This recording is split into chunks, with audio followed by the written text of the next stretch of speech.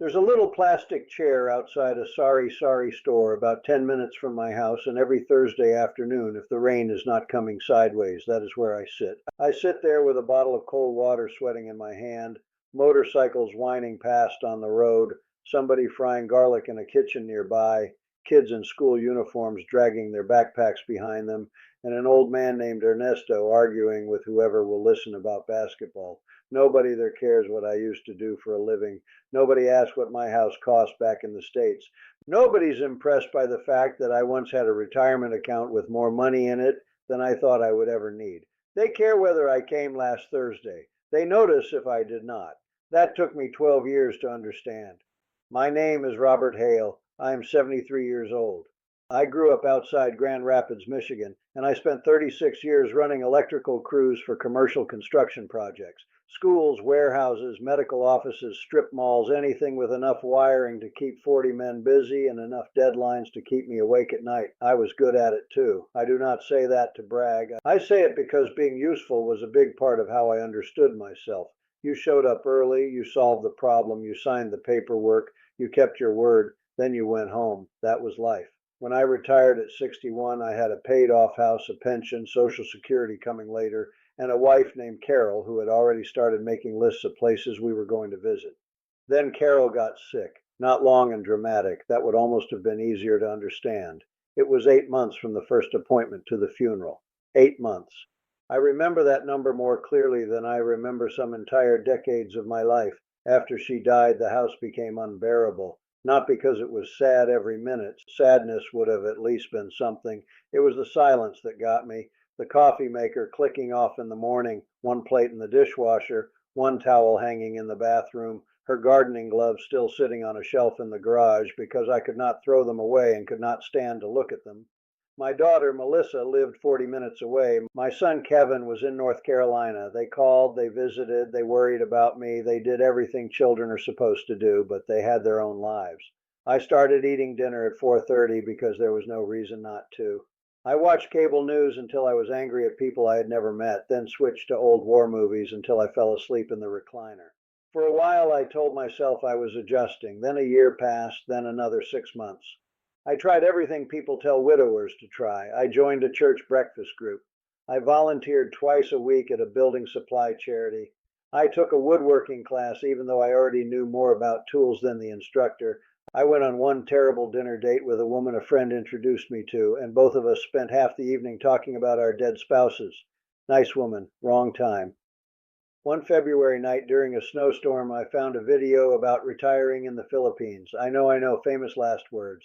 The fellow in the video was walking through a public market in shorts while I had 6 inches of snow against my garage door. He showed an apartment that cost less than my monthly property taxes. Then I watched another video, then another. By 1 in the morning, I had learned about visa extensions, private hospitals, jeepneys, brownouts, tropical storms, and at least 12 different opinions about where an American retiree should live. I did not buy a ticket the next morning. That is not me. I researched for almost a year. I read expat forums. I joined Facebook groups. I messaged Americans who had been living here for 5 years, 10 years, 20 years. I made spreadsheets. Of course, I made spreadsheets. Rent, electricity, health insurance, flights home, emergency savings, exchange rate changes, everything I could think of. What caught my attention was not luxury, it was ordinary life. Men my age were not living like kings. Most of them were living like regular retired guys. They had small apartments, favorite coffee shops, neighbors who knew their names, somebody at the pharmacy who remembered what medicine they bought, a barber who noticed when they had not been in for a month. That sounded almost embarrassingly good to me. I came over for 6 weeks first. I spent time in Manila, Cebu, and Tagaytay. Manila was too much city for me. Cebu was interesting, but I kept thinking about Tagaytay, the cooler air, the hills, the roadside fruit stands, the view of Tal on a clear morning when the haze lifts and everything looks sharper than it did 5 minutes before. A year later, I sold the house in Michigan and moved. My first place here was a modest one-bedroom apartment outside central Tagaytay. 18,000 pesos a month back then, roughly $400 at the exchange rate I was getting. Small tiled kitchen, white walls, a balcony just wide enough for two plastic chairs, roosters in the distance before sunrise, and tricycles rattling down the road not long after. I thought I understood what I was doing. Financially, I did. Culturally, not even close. My first few years here, I saw everything through American eyes and did not know I was doing it. If somebody helped me, I wanted to pay them. If somebody invited me somewhere, I wanted to know exactly what time it started and exactly what time it ended. If a neighbor brought food, I felt like I needed to return the container with something of equal value inside it as soon as possible. If a problem came up, I wanted to solve the problem directly, immediately, efficiently. Those instincts are not bad. They carried me through a whole career, but I kept missing things. I remember my first Christmas here. A family down the road invited me to eat with them. I had known them maybe 4 months. The father, Jun, did occasional repair work around my apartment building. His wife, Liza, sold snacks and drinks from a little storefront connected to their house. I almost said no because I did not want to intrude. That sentence should tell you how little I understood. I went anyway. I brought an expensive bottle of imported whiskey because I thought that was what a good guest did. There were probably 25 people in and out of that house that night. Children sleeping across two chairs, cousins arriving with trays of food, somebody singing karaoke badly enough to make the whole room laugh, rice, pancit, lumpia, grilled pork, fruit salad so sweet it could probably remove paint. I kept trying to figure out who was related to whom. Eventually, I gave up. At one point, Liza handed me a plate and told me to eat more. I said I was full. She put food on the plate anyway. That became a pattern in my life here. I spent years thinking generosity was mostly about what people gave: money, food, gifts, help. I was wrong, or at least incomplete. During my fourth year, I had a small health scare. Nothing I want to dramatize. I got dizzy in a grocery store, sat down, and ended up getting checked at a hospital. Dehydration and a medication issue. I was released the same day, but word traveled. By that evening, 3 people had messaged me. The next morning, Jun showed up with bananas and a sports drink. Liza sent soup. Ernesto, who I barely knew at the time, sat outside my place for almost an hour talking about absolutely nothing important. I kept telling everybody I was fine. They kept coming anyway. Back then, I interpreted it as kindness. It was kindness, of course, but there was more to it. A few years later, Jun's mother died. I heard about it from a neighbor. I sent Jun a message saying I was sorry. Then I thought, well, I should give the family space. That is what I would have done in Michigan unless I was close family. 2 days later, I was walking past their street and saw people gathered outside under a canopy, plastic chairs, coffee, food on folding tables, people coming and going. I stood across the road for a minute like an idiot, deciding whether I belonged there. Then Liza saw me. She waved me over like I was late, not like I was intruding, like I was late. That moment stayed with me. I sat for 3 hours. I did not say anything profound. I shook hands. I drank coffee. I listened to stories about a woman I had met only twice. When I left, Jun hugged me and said, "Thank you for coming. Not thank you for the money I put in an envelope. Not thank you for saying the right thing. Thank you for coming." I should have understood it then. I still did not fully get it. The lesson finally landed in my 12th year here, and it happened because I made a mistake. There is a young man named Paolo who lives near me. He is not a kid anymore, but I still think of him that way because he was 16 when I first met him. He used to help his uncle wash cars. Later he went to school, worked different jobs, got married, and had a little girl. Over the years I helped him a few times. Nothing heroic. I paid him for repair work. I gave him an old laptop when he was studying. Once when his daughter needed medicine, I covered a pharmacy bill. In my mind, those were the meaningful things I had done for him. Last year, Paolo invited me to his daughter's birthday. I was tired that day. It had been raining. Traffic was ugly. I had already spent the morning dealing with a bank problem, and the last thing I wanted was noise, children, and karaoke. So I sent him a message. I told him I could not make it, but I sent money for the little girl's gift. More than enough money, actually. I felt good about it for about 10 minutes. Then he replied. He said, "Thank you, Sir Robert. She will be happy. We hoped you would be here." That was it. No guilt trip, no drama, just "we hoped you would be here." I stared at that message. Then I thought about Jun's mother's wake. Thank you for coming. I thought about Christmas dinners, hospital visits, neighbors dropping by, the sorry, sorry store chair, all the times I had tried to substitute usefulness for presents. I put on a clean shirt, grabbed an umbrella, and went to the birthday party. Paulo's daughter ran up to me with icing on her face. Somebody handed me a plate before I even sat down.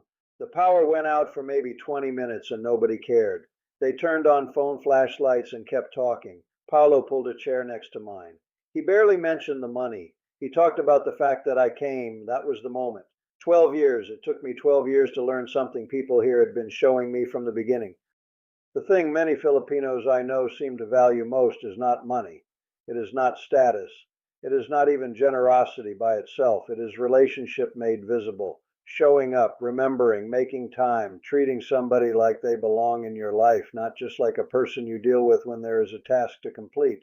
Now, before somebody gets angry with me, I'm not saying every Filipino thinks the same way. Of course not. This is a country of more than 100 million people, different regions, different families, different personalities. I have met selfish people here, generous people, quiet people, loud people, people obsessed with money, and people who could not care less about it. I am talking about the pattern I missed in my own life. Back home, I often measured care by responsibility.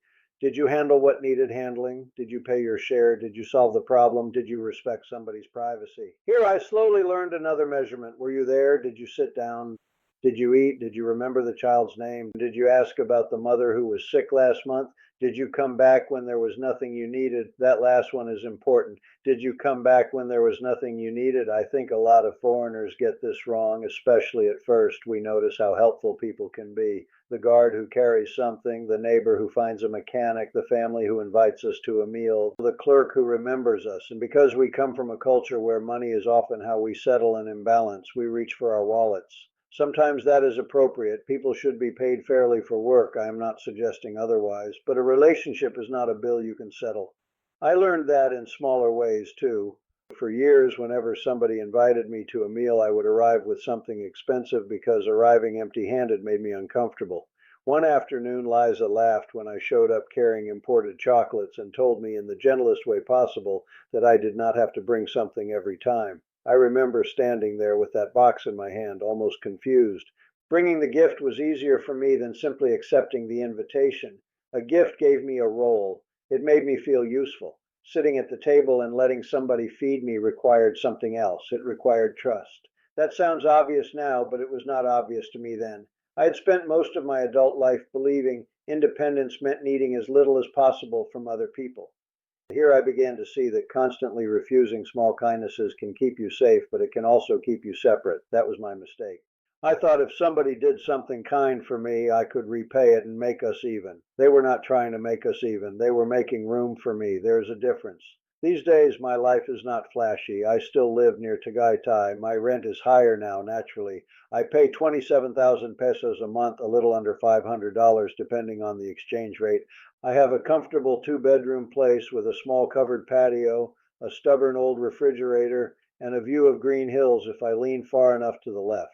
My biggest luxury is probably air conditioning in the bedroom and good coffee. I have friends with much more money than I do and friends with much less. Nobody I care about has ever asked to see my retirement statements. What matters is that I answer when Ernesto calls me over to sit down. What matters is that I go to Paulo's daughter's school program, even though I understand about half of what is happening. What matters is remembering that Liza likes a certain kind of biscuit with her coffee, and that June's knee bothers him when the weather changes. What matters is that when someone says, "Come eat," I no longer automatically say, "No, no, I don't want to bother you." Sometimes I just say yes. That sounds small. At 73, I have started to believe most of the important things sound small when you say them out loud. Call your daughter, sit with your friend, go to the birthday, stay for coffee, ask one more question, come back next Thursday. I used to think retirement was mostly a math problem. How much do I have? How much can I spend? How many years can I make it last? Those questions matter. Anybody who tells you they do not matter has probably never had to worry about money. But there's another calculation I never put in my spreadsheet. How many people would notice if you stopped showing up? That question would have terrified me in Michigan after Carol died. I am not sure I wanted to know the answer. Here I know the answer now. If I miss Thursday at the little store, Ernesto asks where I was. If I do not respond to a message, Paulo checks in. If I disappear for a few days, Liza sends a question mark followed by, "You okay?" And I do the same for them. That is the part outsiders sometimes miss when they imagine moving to another country. They picture beaches, cheap rent, warm weather, maybe a younger girlfriend if we are being honest about what some men are searching for. But none of those things can make you belong. Belonging is repetitive. It is inconvenient sometimes. It asks for your time when you would rather stay home. It asks you to remember details that have nothing to do with you. It asks you to be present before you are certain you have earned the invitation. I came to the Philippines because I was lonely and because the numbers made sense. I stayed because slowly people taught me that a life can become full again through ordinary acts of showing up. Not all at once. Not because everybody here is magically kinder than everybody back home, and not because moving abroad fixes whatever is broken inside your life. It does not. You still bring yourself with you. I brought a 61-year-old widower who knew how to solve electrical problems, make budgets, keep appointments, and avoid asking anybody for too much. It took 12 years for that man to understand that sometimes letting people make room for you is not weakness. Sometimes staying for the second cup of coffee is the whole point. So this Thursday, if the weather holds, I will walk down the road around 3 in the afternoon. The pavement will probably still be damp from a morning shower. Somebody will be selling bananas by the roadside. A tricycle will pass too close to me. The air will smell like charcoal smoke, frying garlic, and rain sitting on warm concrete. Ernesto will be in his plastic chair. There will be another one beside him, and if I have learned anything after 12 years here, it is this: the chair beside you means nothing if you never sit in it.